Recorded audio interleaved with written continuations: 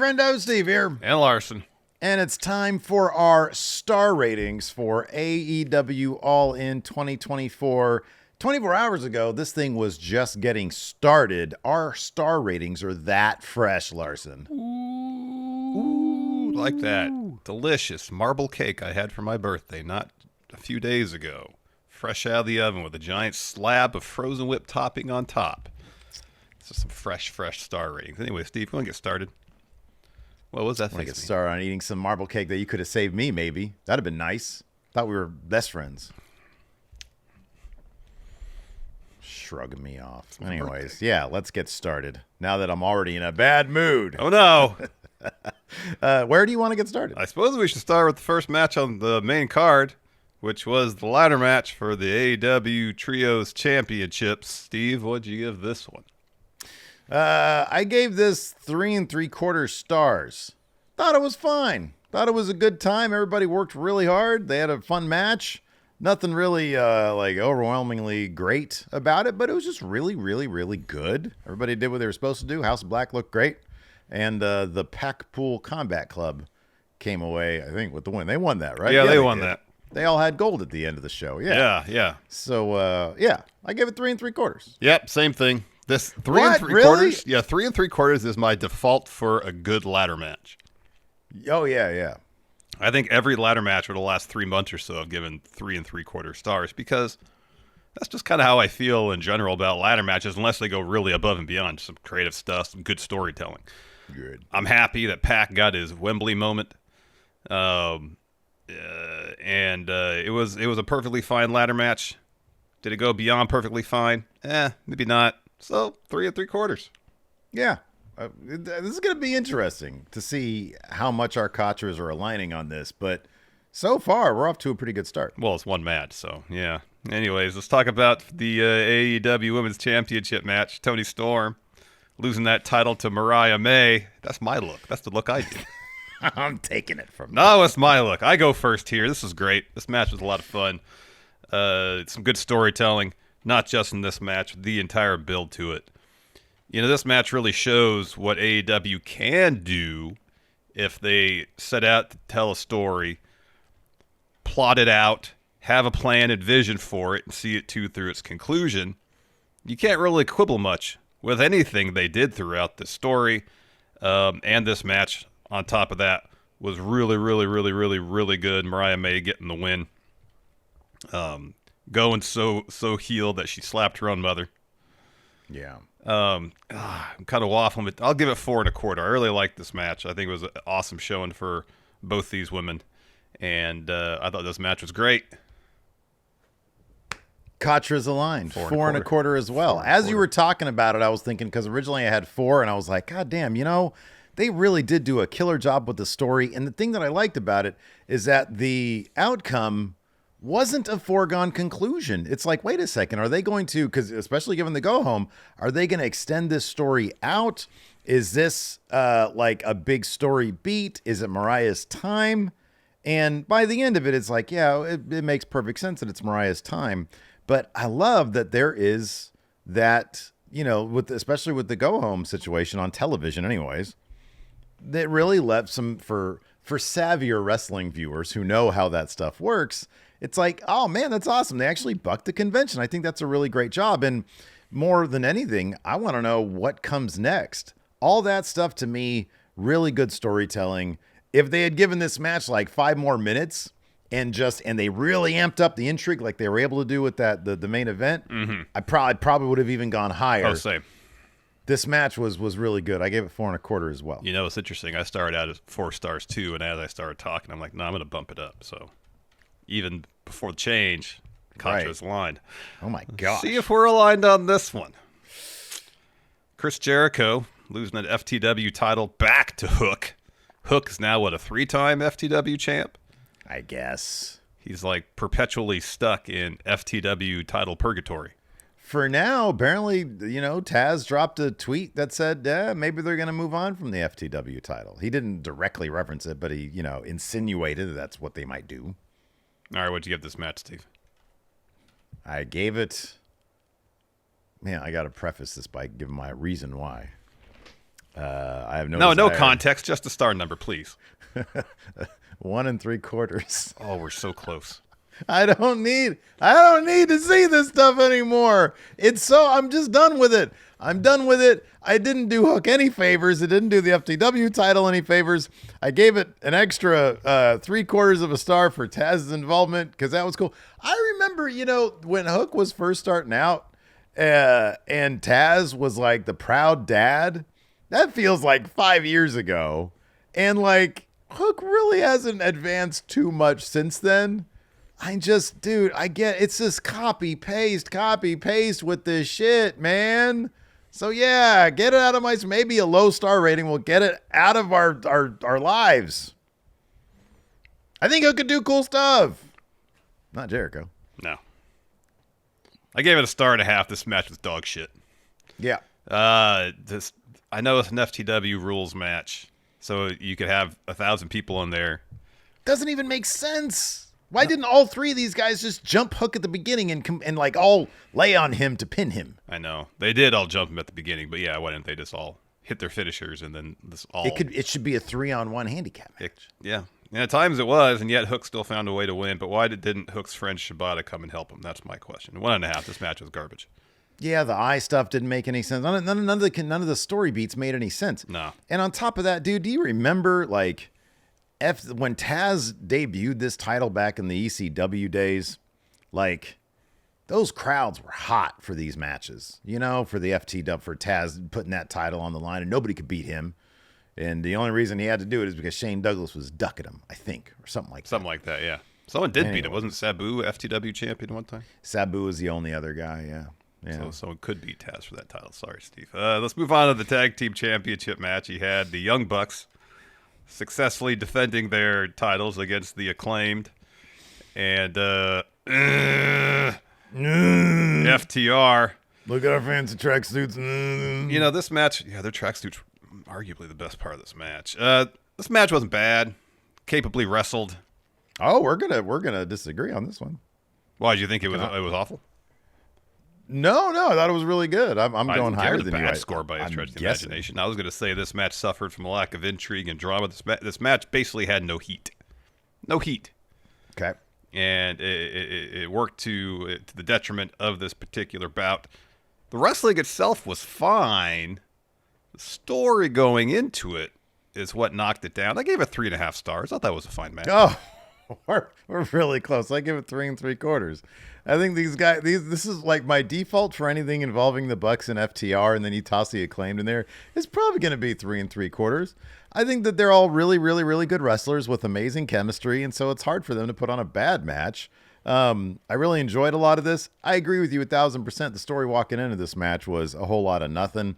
But you know what, man? Bowens had a stretch in this match where it's like, God damn, this guy's so good. Free Anthony Bowens. Future superstar. Massive superstar. Oh, absolutely. He should be. Absolutely. But yeah, no, man, I thought it was fine. I thought it was good. These guys, they can't put on bad matches. Plus you had the Sgt. Pepper gear. That was pretty cool.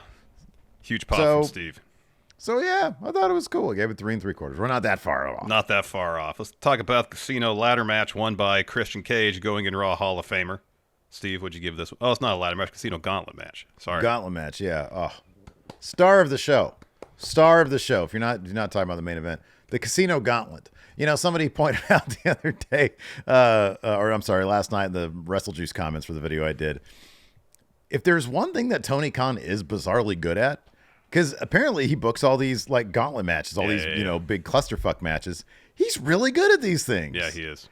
And this was an absolute highlight. I think this is the kind of thing where, you know what? Somebody mentioned this. So I was like, I agree with this. Make this into its own pay-per-view. You know what? Make it into its own Royal Rumble. Fuck it. They get criticized up and down, left and right for ripping off WWE anyways. Just go ahead and do this, But this is how they make it different. The entire show is this one match. So how many people, what's the upper limit on how many people would end up in it? The entire roster. A 4-hour show. One match. For one Casino Gauntlet match. With 125 people in it. Day 1, the women. Day 2, the men. Yes, sorry, yes. So there should be 2. Sorry, 2 matches.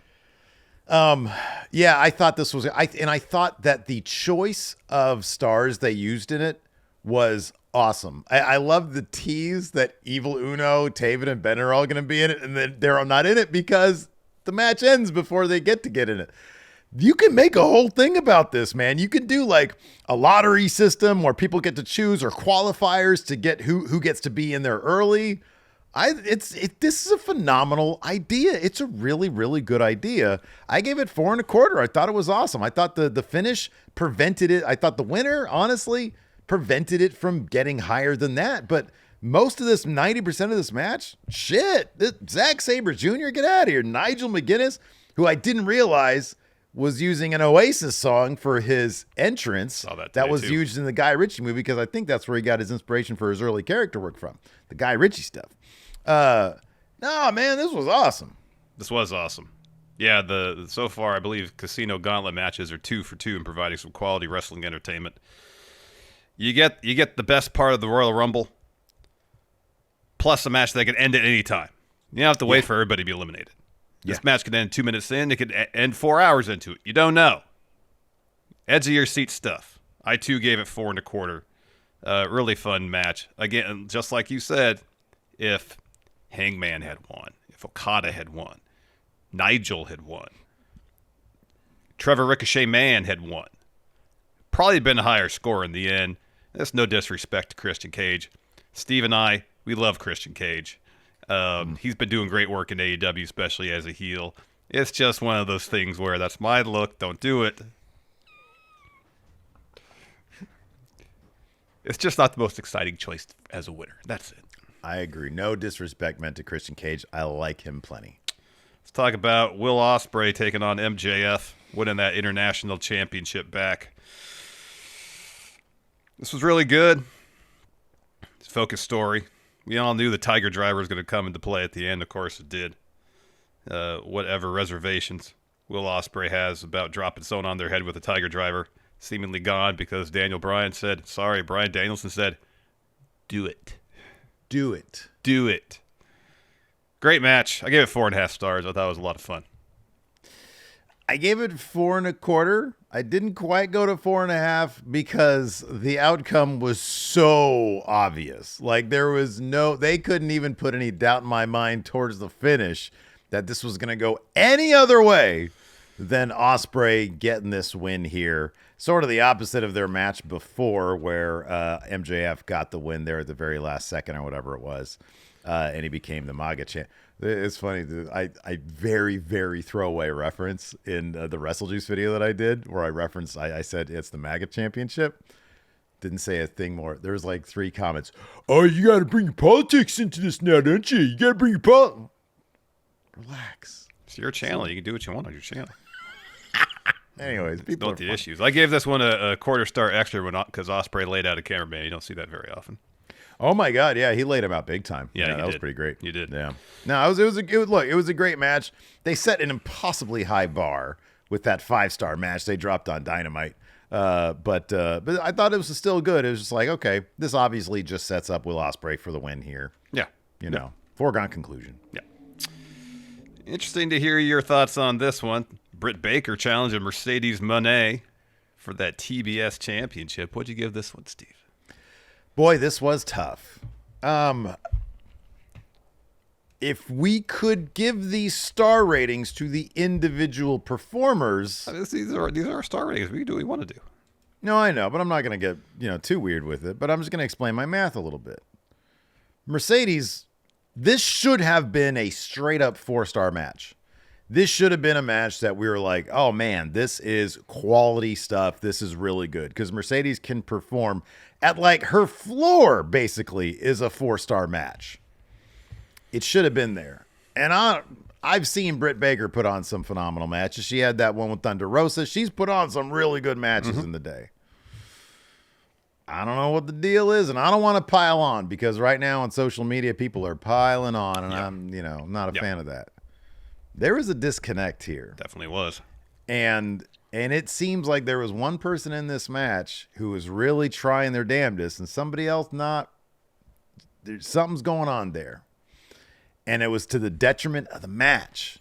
Man, I don't want to get into it. But in any event, Mercedes Mone would get a 4-star, maybe a 4.25 for her effort in this match.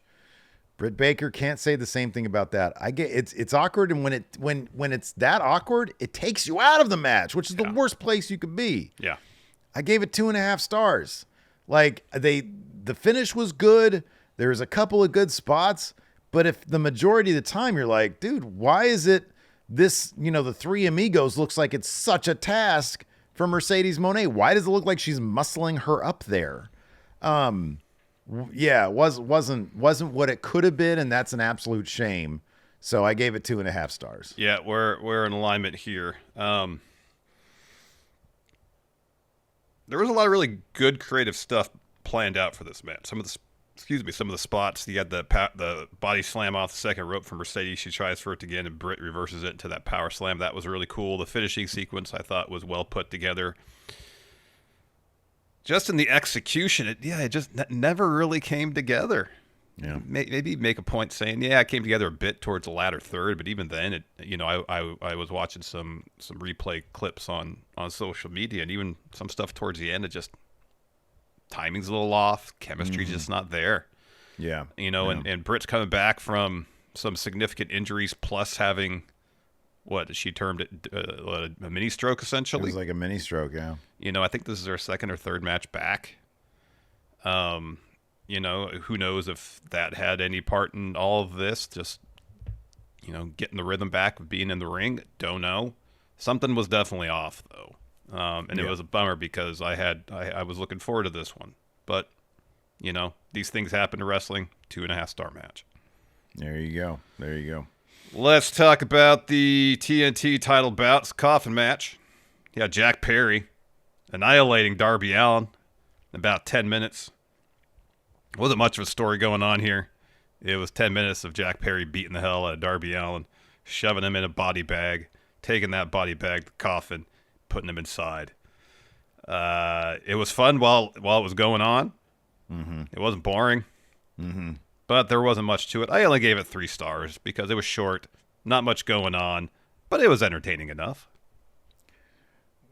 We've been doing this too long together, man. 3 stars as well. I got it right here written down. Everything you said. When there's not much to it, but it's still pretty damn entertaining, and you appreciate... The way I described this, when I thought about it, the way I described it last night in the Wrestle Juice video was... Darby's character wrestles at a high risk, high reward. He maxes out high risk, high reward. There's never any okay, let me try to strategize here. No, he just throws himself at you relentlessly and won't stay down. And that's his thing. And that's why he's so appealing. And that's why it's also equally terrifying to watch this guy wrestle, because you don't want him to get hurt. Yeah. I love that is his character. That's how his character lives his life. And seemingly that's how the person lives his life, which is also very interesting. And to see the risk element of his game basically cost him any reward in this match, because usually the risk pays off and you get the reward. This is what happens when there's no reward. Yep. He took the risk, and it ended up killing him. And Jack Perry took advantage. And what happens 10 minutes after he beats 10 minutes of him beating the shit out of Darby Allin, puts him in a body bag, and he's almost lights him on fire, and then we get Sting. So I gave it 3 stars as well. I thought it was entertaining. I like the idea behind it because it fits into the character of Darby Allin. Sometimes you're just fucked. And that's what comes with wrestling that style. Yeah. So I liked it, but you can't give it any more than 3 stars because there's not really a whole lot more going on. There really wasn't much else to it. Yeah. Let's talk about the main event now. Bryan Danielson defeating Swerve Strickland, become the new AEW World Champion. I think you go first here, Steve. What'd you give this one?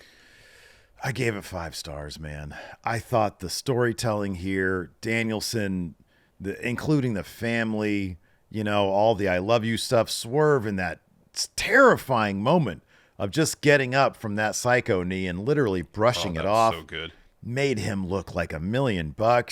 Hangman just desperate to get his hands on Swerve and being and only being held back by 10 guys. So it wasn't too overbooked. Just a little bit of a distraction to kill the moment there for Swerve. Oh man, yeah, 5 stars. This was excellent. This might, more I think about it, this might end up being my match of the year. I think there's a possibility of that because boy, oh boy, this was good. It's been a hell of a year and a half for Bryan Danielson. You go back to All Out last year, the strap match with Ricky Starks. Yeah. You know, you have his Wrestle Kingdom match with Okada, his match against Zack Sabre Jr. I could probably list 5 other matches that Bryan Danielson has had this year that have been match of the year contenders. This is one of them. In terms of emotional wrestling storytelling, it really doesn't get better than this. Mm-hmm. The match itself, flawlessly executed, story engrossing, and you got the moment at the end. You know, and I think people will argue as the years go on what is more impactful, this moment or the WrestleMania 30 moment. Something to be said for Danielson winning, having his family there, the way that was worked into the story. It's great. Great stuff. 5 stars. Yeah, absolutely. I agree 1,000%. So anyways, we want to know what the friendos think. Please let us know what your star ratings are in the comments below. We'd appreciate it. Load those comments up. Hit that subscribe button, hit the notify bell, and the thumbs up. Thanks for watching. We appreciate it. Till next time, we'll see you guys around. Goodbye.